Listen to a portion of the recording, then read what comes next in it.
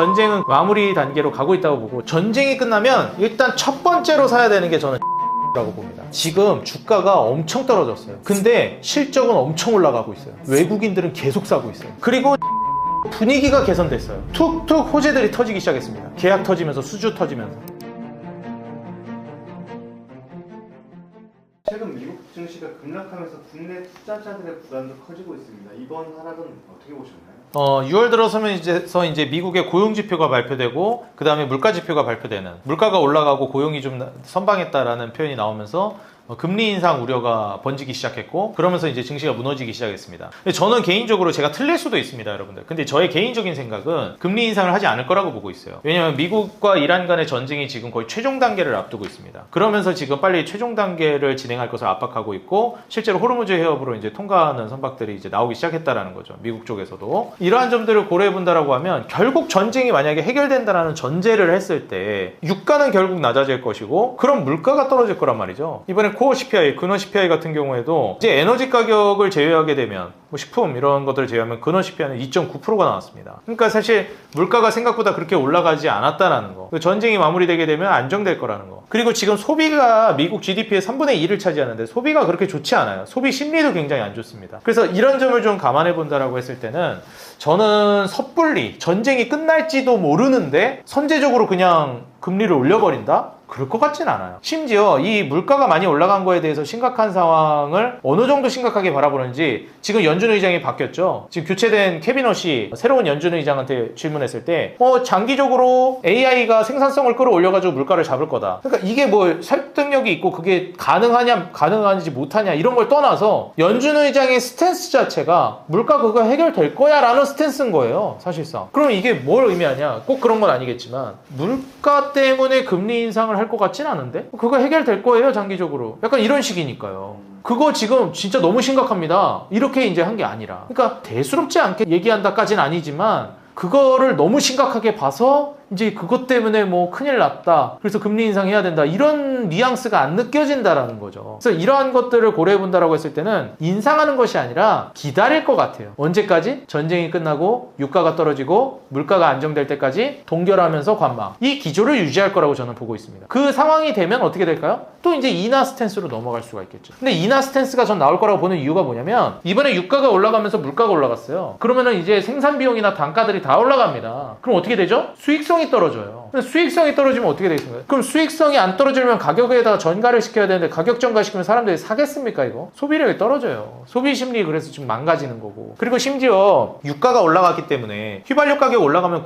미국에서는 이거 완전 필수 소비재거든요. 근데 이제 이런 것들 가격이 올라가니까 소비력이 더 떨어지죠. 예를 들면 우리 맨날 밥 먹고 살아야 될 거 아니겠습니까? 아니 이제 국밥이 5,000원이었는데 갑자기 10,000원 된 거예요. 뭐 그냥 예를 든 겁니다. 그럼 당연히 이제 맨날 먹고 살아야 되는 식비가 원래는 30만 원 들어가다 막 60만 원 들어간다고 쳐봅시다. 소비력이 30만 원이 더 떨어지는 겁니다. 그래서 미국 소비 심리가 그다지 좋지가 않아요. 물론 다시 올라갈 여지도 있긴 하지만 현재 상황에서 그렇게 좋진 않다. 그래서 소비가 그러면 왜 선방을 했냐, 직전 지표에. 그게 이제 유가 올라간 거 휘발유 가격에 반영돼서 그래요. 휘발유 소비 늘었고 뭐 비싸게 더 많이 사갔어. 가격 올랐으니까, 안 살 수 없으니까 산 건데, 이거 소비가 좋아졌다고 볼 수는 없는 거죠. 그래서 사실 이러한 점들을 전반적으로 좀 따져본다라고 했을 때, 시장이 급락하긴 했지만 고물가는 필연적으로 불경기를 불러옵니다. 그래서 몇 달이긴 했지만 유가가 굉장히 높은 수준을 유지했고, 이 고유가가 고물가로 인해서 분명히 충격을 이미 확정적으로 준 포인트들이 있단 말이에요. 그게 이제 나비 효과로 경기를 또 타격을 줄 거라고 봅니다. 그러면은 향후 몇 달 안에 만약에 이제 유가가 안정된다고 가정하면, 전쟁이 끝나고요. 전쟁 끝나서 물가는 낮아졌는데 그 나비 효과로 이제 시간차를 두고 경기가 안 좋아지는 게 타격을 줄 수 있겠죠. 그럼 그 타격을 줬을 때 이제 어떻게 될까요? 물가 안정, 불경기, 금리 인하 조합이 형성되는 겁니다. 그래서 제가 봤을 때는 당분간 동결하면서 유지를 하다가 나중에 이 조합이 갖춰졌을 때 금리 인하를 진행하는, 이런 식으로 저는 방향성을 틀 거라고 보고 있어서, 지금 미국이 증시 급락하고 있기는 하지만 다음 주 미국 FOMC 회의에서 뉘앙스를 좀 읽어보셔야 되고요. 물론 이건 제 시나리오이기 때문에 제 시나리오가 틀릴 수도 있어요. 그래서 확실하게 연준의 스탠스를 좀 확인하시면서 가시는 게 중요할 것 같다. 그렇기 때문에 아직 적극적인 액션은 취하지 않는 걸 권장드리는 겁니다.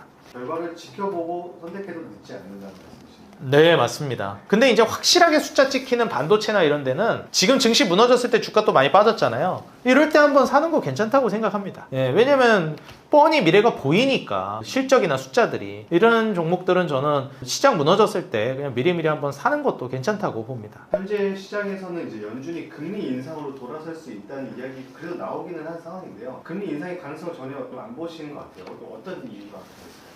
솔직히 이제 금리 인상의 가능성을 전혀 안 보고 있지는 않습니다. 왜냐면 어쨌든 지금 물가가 높은 건 사실이에요. 그래서 어쨌든 고용과 소비가 선방한 건 사실이고요. 물가가 계속 올라갔고 전쟁이 그리고 안 끝날 수도 있는 거잖아요. 사람 일을 모르기 때문에. 전 이제 막바지로 갔다고 보긴 하지만. 그래서 지금 실제로 기준금리 인상할 확률, 그 확률 자체가 굉장히 많이 올라왔어요. 그래서 금리 인상으로 돌아설 가능성은 없지는 않다고 봅니다. 열어둬야 된다고 생각해요. 저는 금리 인하를 할 거다라고 보지만 길게 봤을 때 당분간은 기준금리를 동결하다가 한 연말 정도나 내년 연초 정도엔 다시 금리 인하 재개할 것이다 이렇게 보거든요, 저는. 근데 금리 인상을 열어두긴 해야죠. 이번 구간을 스무스하게 잘 넘어가면 괜찮은데 못 넘어갈 수도 있거든요.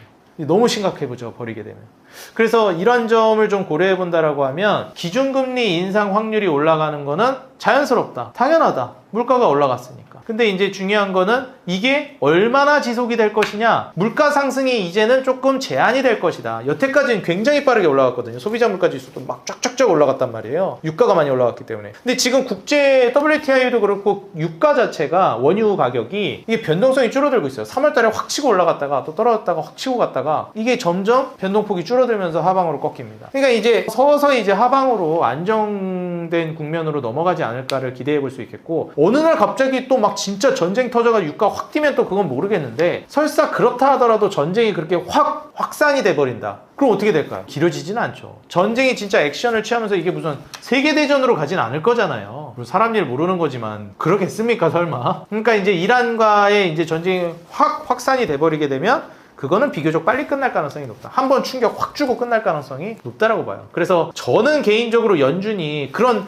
불확실한 상황에다가 금리 인상 베팅을 할까? 불확실하잖아요. 전쟁 어떻게 될지도 모르고. 그러니까 일단은 관망할 것 같아요. 동결로. 인상이라는 게 심지어 기준금리를 지금 올리고 있는 추세가 아니었잖아요. 내리고 있는 단계였잖아요, 여태까지. 내리다 멈췄다, 내리다 멈췄다. 그런 상황이잖아요, 지금이. 그럼 지금 어쨌든 금리 인하 사이클 안에 있는 겁니다. 금리 인상 확률이 올라가긴 했지만. 그러면 금리 인하를 하다가 금리 인상으로 바꾸는 건 뭐죠? 피벗하는 거예요. 완전 방향을 바꿔버리는 거예요. 이거는 이쪽으로 가고 있다가 유턴해서 가는 거예요. 그러면은 이 유턴해서 가는 선택이라는 거는 쉽사리 하는 게 아닙니다. 정말 확실할 때 해야 돼요. 근데 지금 이런 불확실한 전쟁 모멘텀으로 유가 올라가고 있는 거에다가 방향을 완전 바꿔버린다?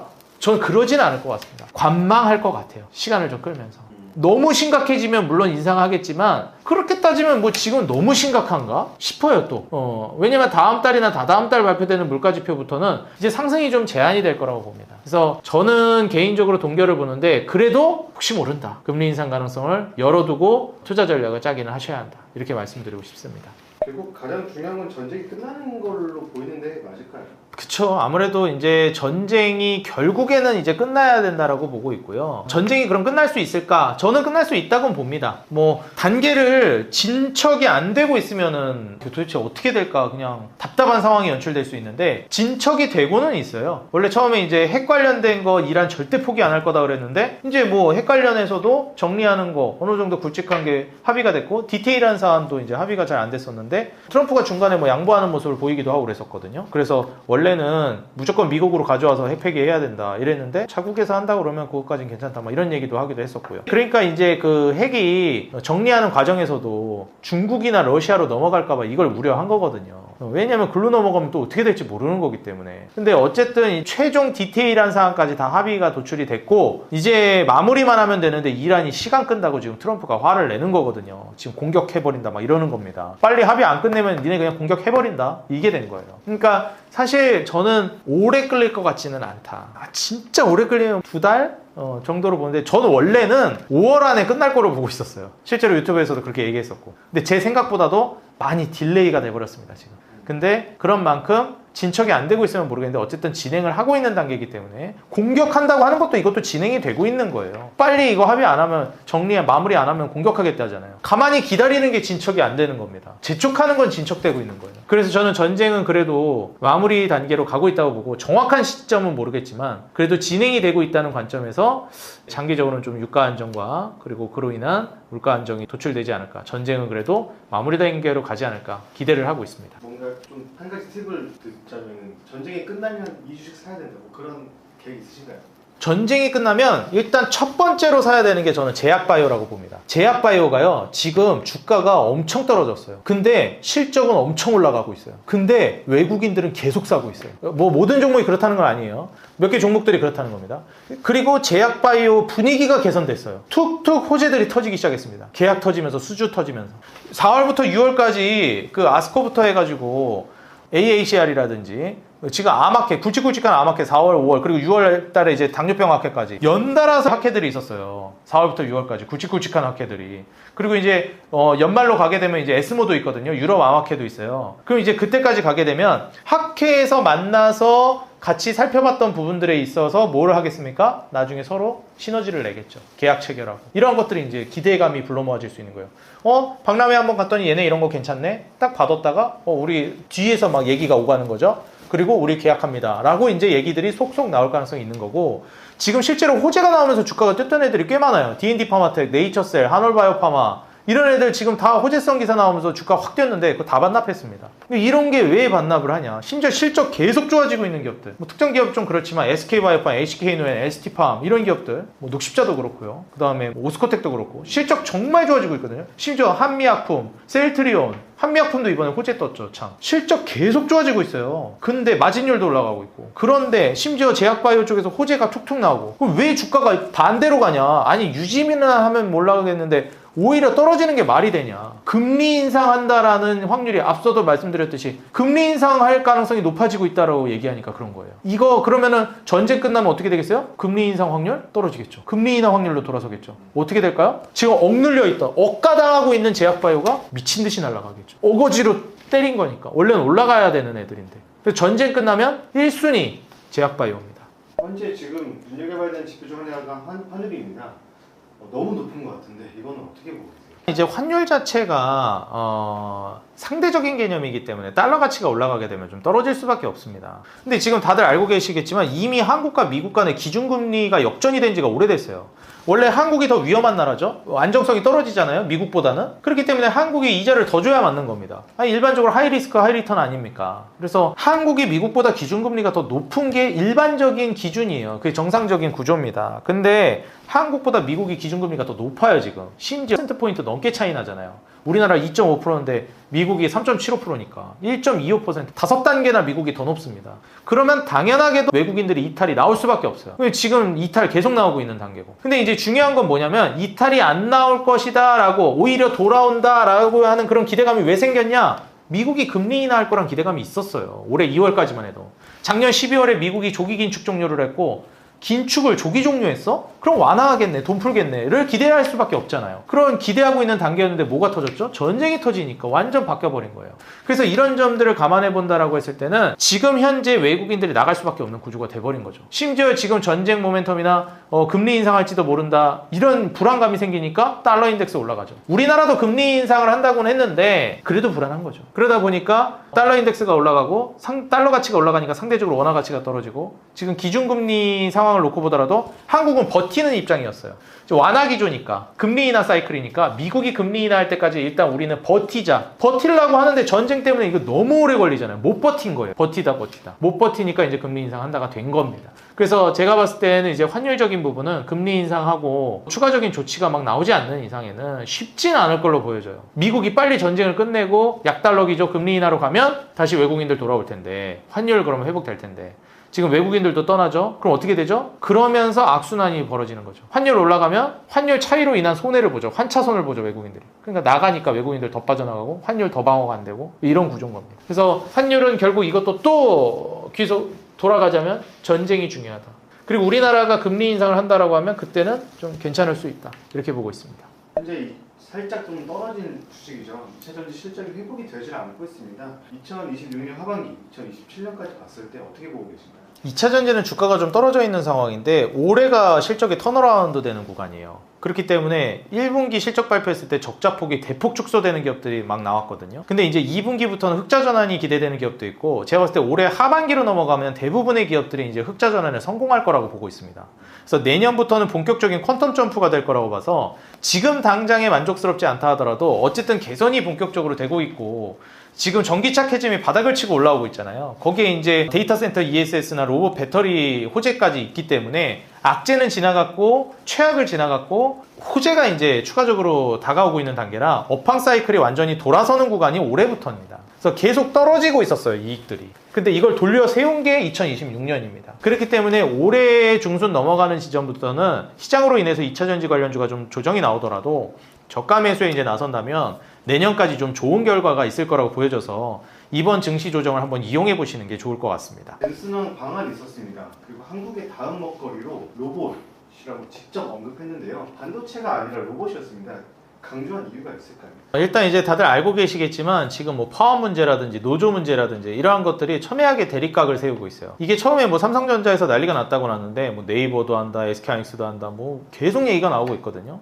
사실 제가 이전부터도 여기에 대해서 좀 예측을 해드린 적이 있었습니다. 그게 뭐였냐면 일단 기본적으로 우리가 투자를 해나간다라고 했을 때 이렇게 될 수밖에 없는 게 코로나 팬데믹 때 무제한 유동성을 풀었고 그로 인해서 인플레이션이 막대하게 발생했어요. 근데 이제 인플레이션이라는 것도 순서가 있고 바로 따다다 오는 게 아니거든요. 이때 이제 나비 효과로 무슨 일이 발생하냐면 마지막에 인플레이션이 발생합니다. 그러니까 물가가 엄청 올라갔는데 이 높아진 물가를 감당하기 위해서는 내 급여 수준, 소득 수준이 올라가야 이게 생활이 유지가 되는 거거든요. 그렇기 때문에 노동자들 입장에서는 당연히 이제 그 급여 수준을 올리는 쪽으로 물가 상승만큼 이제 올려주기를 원한단 말이에요. 근데 이제 중요한 게 뭐냐면은 이 임금 인플레이션 자체가 굉장히 파괴적이라는 겁니다. 그래서 이제 우리가 매매를 하고 이 인플레이션에 대해서 볼 때도 마지막에 이제 임금 인플레이션이 가장 파괴적이고 마지막 단계라고 보통 얘기를 해요. 그 마지막 단계에 오는 임금 인플레이션이 왔는데 그게 제대로 충족이 안 되면 이제 저마다 얘기가 나올 수밖에 없죠. 심지어 이제 자동화, 로봇으로 대체될 가능성이 있다 보니까 이제 업무를 하고 있는 노동자들 입장에서 좀 불안할 수도 있습니다.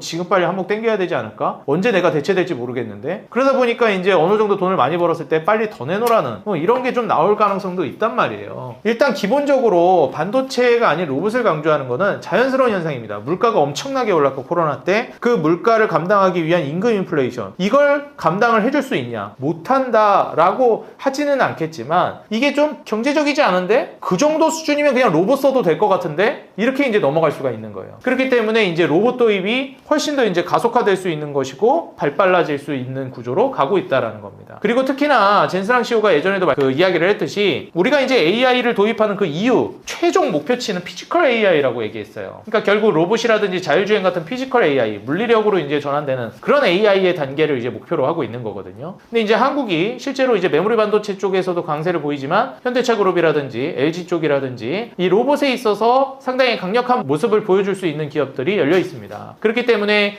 여태까지는 하드웨어 쪽으로 많이 올라갔지만 그 다음 타자로서 이제 로봇 관련된 종목들도 올라갈 가능성이 높으니까 다음 타자로서 미리미리 이제 좀 준비를 하는 것이 좋겠고 사업을 확장해야 한다, 이런 식으로 이제 얘기를 한 것 같아요. 한국의 다음 먹거리는 로봇이라기보다는 더 정확히는 AI의 다음 먹거리는 로봇이다, 이렇게 이제 볼 수가 있을 것 같습니다. 그래서 반도체는 당연한 것이고 여태까지 많이 올라왔고 로봇이 이제 앞으로 본격적인 이제 슈팅을 보여줄 수 있는 섹터로서 자리매김할 가능성이 높다라고 예상하고 있습니다.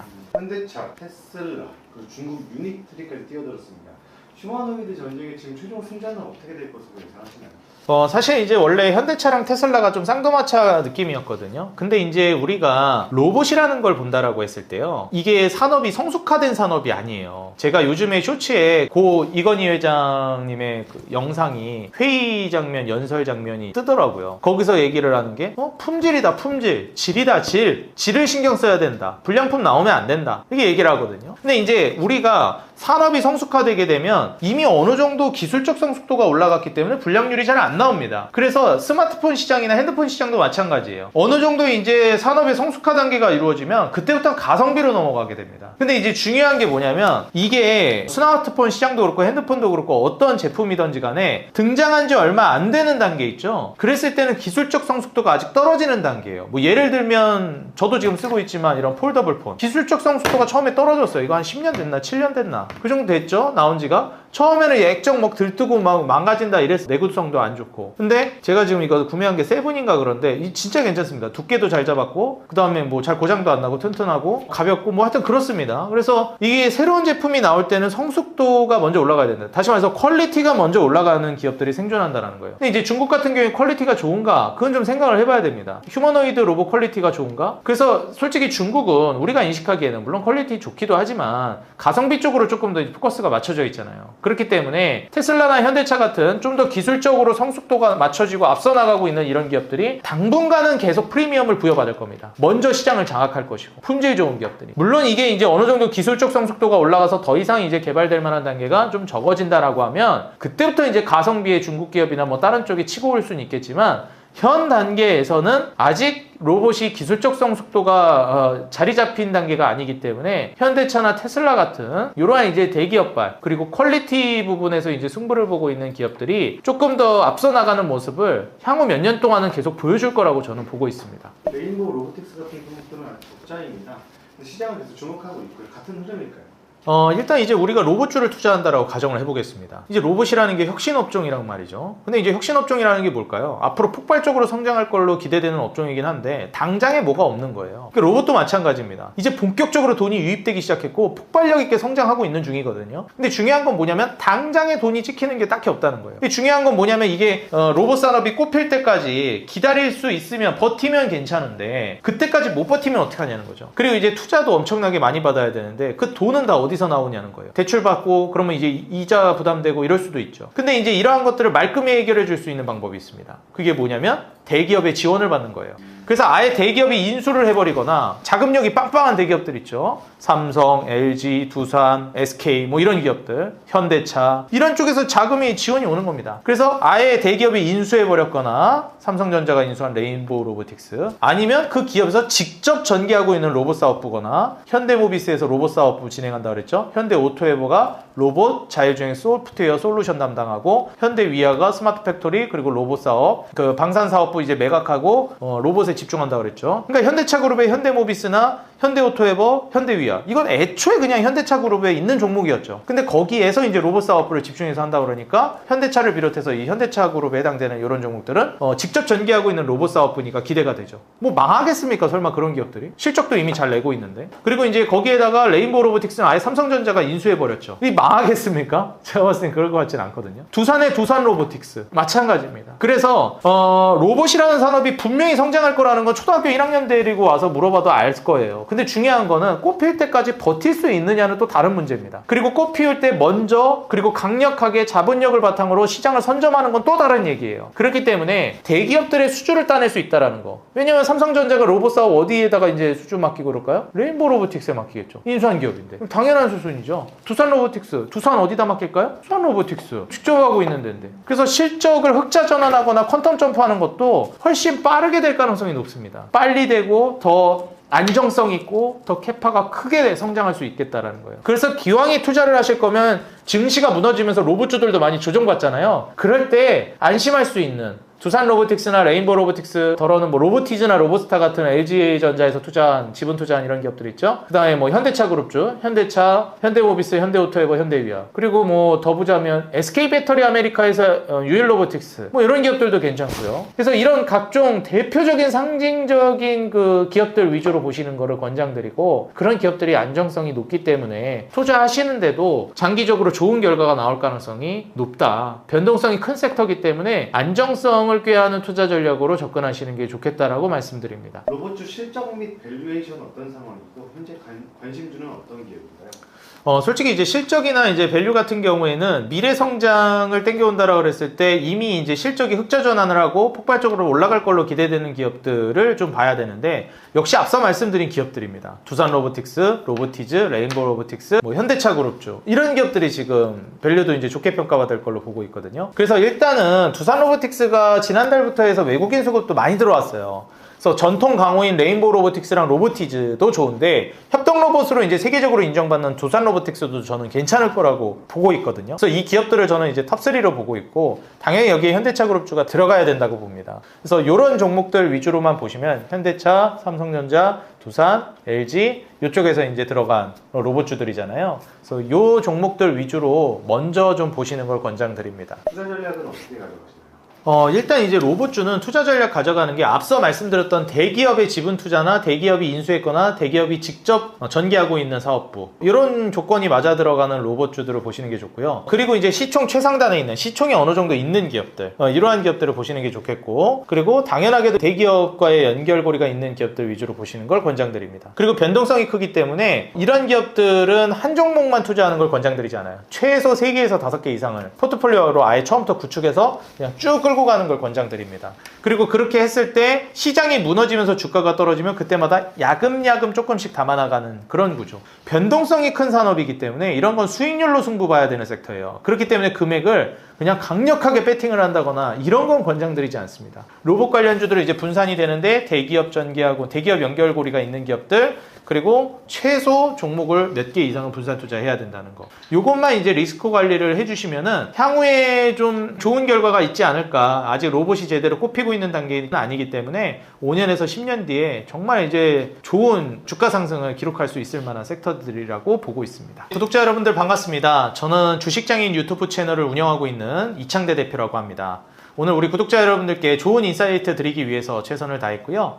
우리 구독자 여러분들 앞으로도 좋은 인사이트 통해서 계속해서 인사드리도록 할 테니까 제 주식장인 유튜브 채널도 많이 사랑해 주시고, 지금 현재 시장이 굉장히 어려운 상황입니다. 흔들릴 때마다 내가 던져야 되는 종목, 던지지 말아야 될 종목, 굉장히 여러분들이 잘 참고 가셔야 되고, 시장이 흔들릴 때마다 종목을 던진다면 우리가 나중에 좋은 주식을 포트폴리오에 장기적으로 보유할 수가 없다고 생각합니다. 제가 항상 말씀드리는 게 있어요. 증시의 악재가 발생하면 추매를 고려하고 기업의 악재가 발생하면 손절을 고려해라. 여러분들이 지금 현재 주가가 떨어지는 게 단순히 떨어져서 손절을 고려하고 계신 건지, 아니면 진짜 손절을 해야 돼서 매도를 고려하는 건지, 한 번 더 여러분들 심사숙고하시고 좋은 주식을 너무 흔드는 시장에서 손쉽게 던지는 그러한 투자 전략을 좀 주의하시기를 바란다 말씀을 드립니다. 저는 2027년 초까지는 그래도 좋은 증시 방향성을 예상하고 있기 때문에 그래도 긍정적으로 투자는 하되, 리스크는 여러분들이 판단하셔야 되기 때문에 여러분들 확인하면서 징검다리도 두드려가면서 매매하시기 바랍니다. 항상 우리 개인 투자자 여러분들의 수익 그 하나만을 위해, 여러분들이 돈을 벌어야 제가 돈을 번다는 모토로 앞으로도 꾸준히 정진해 나가도록 하겠습니다. 감사합니다. 행복한 하루 되세요.